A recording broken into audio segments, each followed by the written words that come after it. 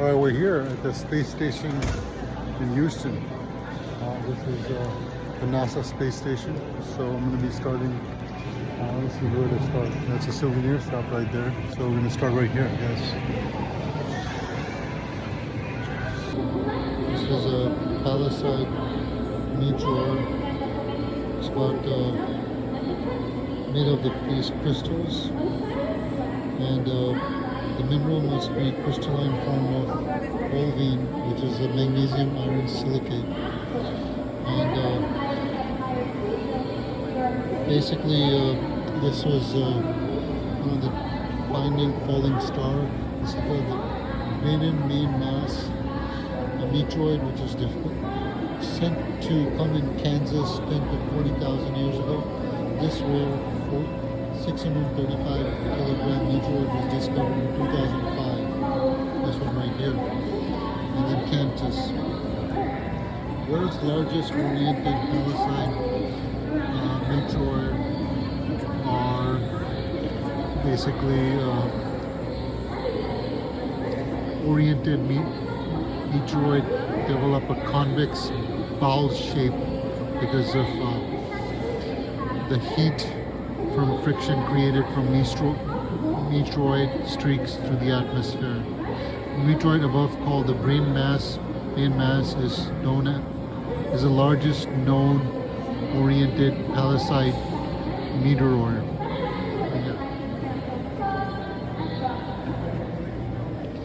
Meteoroid is a interplanetary debris. This came from the sky. It contains, it can contain iron, it can contain many different things. This terminology, asteroid is above 10 meters. A meteoroid shower means the event that occurred during the same time each year, and a number of meteors that come in. Fireball is meteoroid brighter than the planet Venus. Bolide means a large meteor that explodes in the atmosphere. Very interesting. Inside. And an interesting fact to know about the samples is that we are one of 3 institutions in the world that has a sample for people to come and view right here in this case. And you're more than welcome to come and take a picture of it, come use your phone devices or your flashlight to see it more clearly.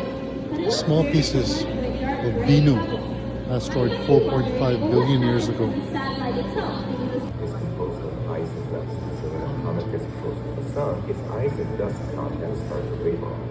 So when seen in a telescope, a comet appears fuzzy and one has a hit. So what's a meteor? Well, let's start with a meteor. A meteoroid is a small piece of asteroid or comet, usually tablet size, but could be smaller or a little larger, and often created from a collision. When a meteoroid gets close to the Earth and enters the Earth's atmosphere, it's called a meteor. And the meteor enters the Earth's atmosphere at a very high speed. So it burns up and produces a strip of light called a shooting star. So if you have seen a shooting star, you likely saw a meteor. And if a meteor survives to burn and lands on the ground, this is a meteorite. So what's the difference between asteroids, comets, and meteors?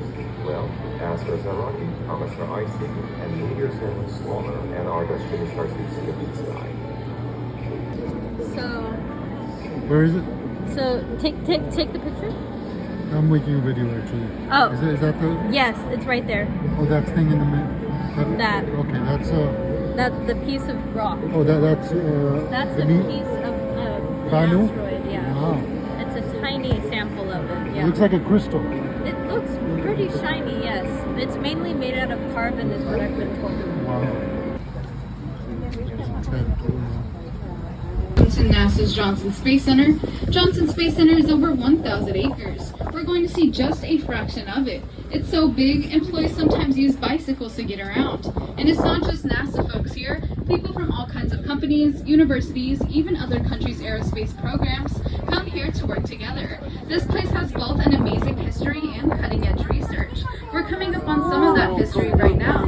Just ahead of us, you'll see an outline of the Saturn V rocket on that massive building. That's Rocket Park.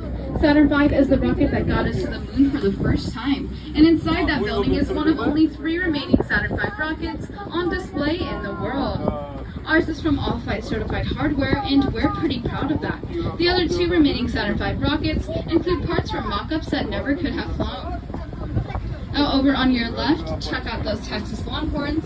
That's right, only at Johnson Space Center can you see rockets and prize-winning Texas Longhorns all in one place. Those iconic mammals are native to Texas and are a part of the Longhorn Project, a non-profit organization that provides agricultural and STEM education. Are hard at work, figuring out how to best physically and mentally uplift, stimulate, and nourish astronauts from all over the world so that they could sustainably live and work in space for the long term. Think about this. If liquid nitrogen tanks are used to pump cold air into a massive vacuum chamber to simulate the extreme cold of space, so that scientists can test large equipment before launch to make sure it can withstand super low temperatures.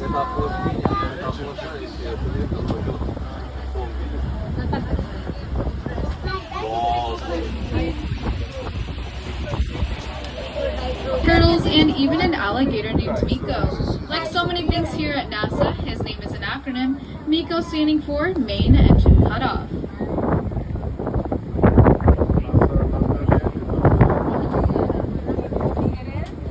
And how to handle unexpected problems.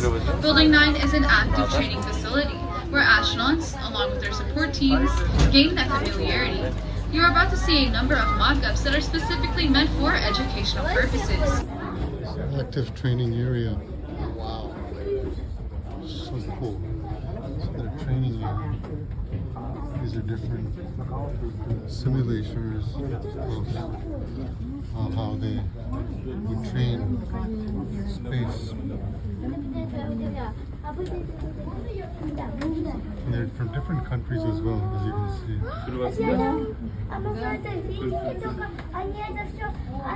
And this is active, being used actively. And this is the information about it. This is the joint airlock.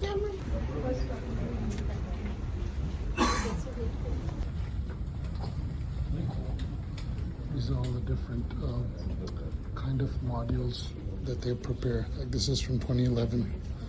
It's the Italian Space Agency called Leonardo. Pressured module, such as a moving van during construction of an International Space Station. This is the vestibule operations trainer. High fidelity trainer consisting of power, fluid, data connections. Active and passive side of the common berthing mechanisms. Partial gravity simulator, or POGO, All right, everyone, in just a moment, I'm going to start going over everything that you're currently looking at. But just a heads up, please do me a favor and please do not walk past me at any point when I'm talking. Once again, no one should be. All right, everyone, welcome to Building 9, or what members of the media have referred to as the giant space toy box of dreams. Now here at NASA, we call it the Astronaut Training Facility and the home of the Space Vehicle Mock-Up Facility. But I will say, Giant Space Toy Box isn't too far off. This building houses mock-ups and models of spacecraft, robots, and training simulators. Since 1980, every NASA astronaut has walked the floors of this building in preparation for their next mission. Their primary objective is updating hardware for our current space station missions, as well as preparing for the next generation of spaceflight, the Artemis program. The large white and gray cylinders on the far right side of the facility under the American flag are full-scale mock-ups of the International Space Station modules. The modules that you see are a mixture of low, medium, and high-fidelity mock-ups. They are used to train the astronauts that will travel to the ISS in basic procedures and system familiarization. To understand the sheer size of the ISS, it measures about 356 feet or 109 meters, and it is roughly as long as an American football field. The ISS is traveling around the Earth so fast that in one 24-hour period, it revolves around Earth 16 times. The primary goal of the ISS is to facilitate science experiments that cannot be done here on Earth. The station orbit will be shared throughout the world. They have been working for over 20 years to create the most prominent international peacetime collaboration in history. If you look at the gray capsule that is in front of the ISS module with the mission patches, you will see the Russian Soyuz. This capsule is used for astronauts, cosmonauts, and supplies to travel to and from the ISS. NASA relied on the Russian Soyuz as the only mode of transportation to and from the ISS after the decommissioning of the Space Shuttle program in 2011. That is until the launch of the SpaceX rocket in 2020. This started NASA's Commercial Crew program. NASA's idea behind the Commercial Crew program is to allow private companies like SpaceX, Boeing, Sierra Nevada, and others to collaborate in missions to the ISS. Starliner is a roomy capsule with a seating capacity holding up to 7 people. It is designed to have the ability to land on land and water. The next step in the world of space exploration is the Artemis program. The Artemis missions will help take humans back to the surface of the moon as close as 2025, and it will send humans further into space than ever before. The program will give us valuable information that will help us succeed in our mission of reaching the surface of Mars. Because these missions are It's amazing. Got all the latest stuff here. This is an active working station where people actually doing their job. The Artemis Accord is where, you know, they come up with rules for space. Really cool stuff. Artemis. For a closer look, you can visit the full-size Orion research model and the mission Mars in a mix of docking or connecting things in space. These systems use real-time applications to get the most accurate information on mating or docking processes. Now that does conclude our tour of the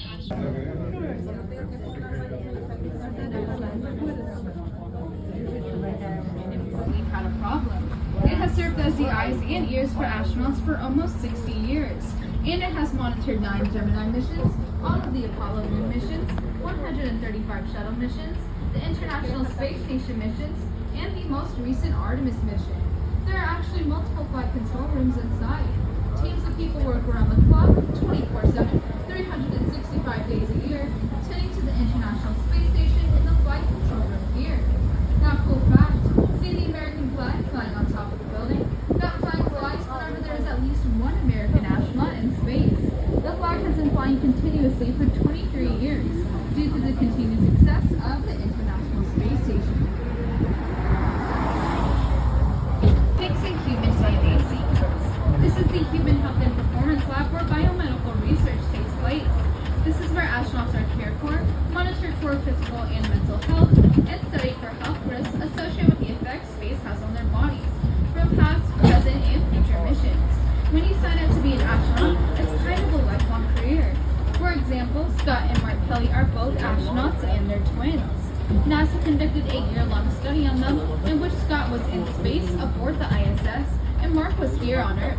In order body, we now know that astronauts lose 1 to 2% of their bone density for every month they are in space. Shape can change with the effects of gravity. Some astronauts who need glasses on Earth find that they don't need them in space, and vice versa.